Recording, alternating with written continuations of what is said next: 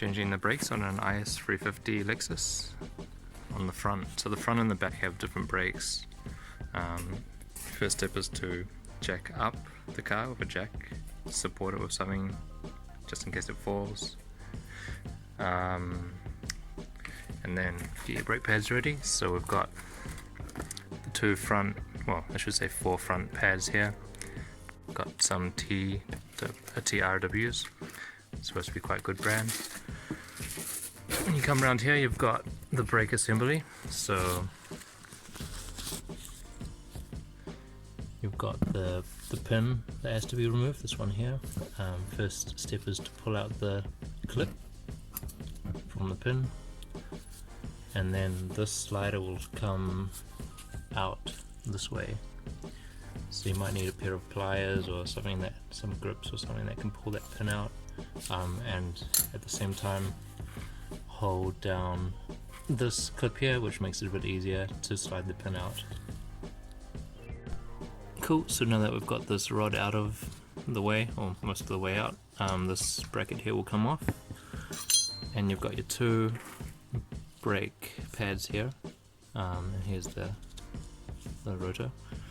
They're not in too tight, but you probably will need to compress it in towards the piston just to get it loose. You might need like a screwdriver to get in there and just pry it out gently without damaging anything. Had a look at the rear brakes and they're different, same technique, but there's a different type of pin that holds it in. It's a different part number. Smaller brake pad. I suggest taking a photo before you do it, before you pull the clip out, just so you don't mess it up putting it back in. So I've got this little screwdriver here, stick in the hole, start to pry it out. As you can see, it's coming out now. That one might help. There we go. So you just got to do that for both sides. So yeah, there's not too much left on that. A couple of mil, especially that side's quite thin. That bit here is the absolute minimum you could go down to before it starts creating that screeching sound. If you're getting that sound while you brake, it's probably because it's worn down to the wear strip here.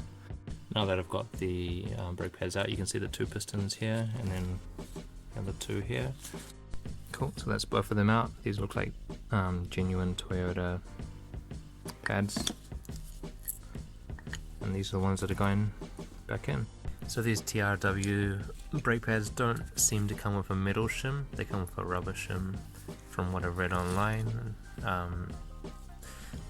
But the original Toyota ones, they come with a metal one. This one has 2 on it for some reason, and they've also applied grease in between to stop it from vibrating and causing loud squeaky noises. Now you've probably had problems with squeaky brake pads after you've just put some new ones in. What I do is and what I've read is you just get some copper E's, that's like a high temperature grease, and just stick it on the back of the pads where the 2 pistons usually sit, and that stops the vibrations from happening while you're braking or while they're just sitting loosely in the caliper. Got one side in there on the left, and just as a helpful hint, I suggest that you get 2 screwdrivers and just push both the pistons in at the same time, because you might have trouble sliding the new brake pad in there. Cool, so after a bit of wiggling, I've got them both in now at the start. If you want these, here's the model number, these TRW brake pads, see the part number there. Got them in, got the bracket in, got the rod in, got the pin in, done. So all that's left to do is put the wheels back on. Now's probably a good time to bleed the brakes. If you have some brake fluid, definitely look at what brake fluid you need.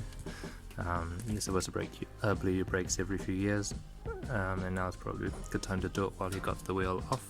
And I don't know how legit this is, but according to the competitors, their stopping distance is much better than the rest, and they are not too bad.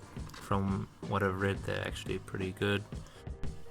Now the manufacturer suggests not braking hard for the first 150 miles, 350, 400 kilometers, and that will help bed in the brakes and give you a better performance, hopefully, if you've bedded them in properly.